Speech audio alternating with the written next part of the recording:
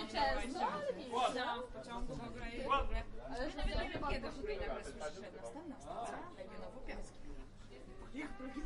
Gdzie ja jestem w ogóle, wiesz? W ogóle to była zima jeszcze. No bo w ogóle flagi podbijane, to wygląda jakby nas zapraszali. Nie, dzwonię, czy nie, I tak koleżanka prosiła, żebym do niej dzwoniła, jak dobrze Czerwone są. jestem na Legionowej Gwiazdy w ogóle i tam poczekałam 25 minut na drugi pociąg, zamiast mi pociąg. Nie, druga moja koleżanka z a ta druga Monika teraz tu mieszka. Jak znajdziecie się fajnie młota, to będą A gdzie jest? Na rynku wcześniej pracowała założyć na dzień, przypieprzą się i dobrze zdejmiemy i nastawimy czerwoną. Przez długi czas nie mogłam znaleźć tego pracy. Tak, nie.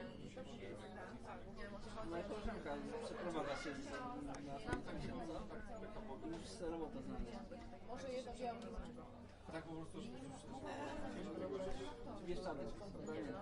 Tak, muszę sobie robotę znaleźć.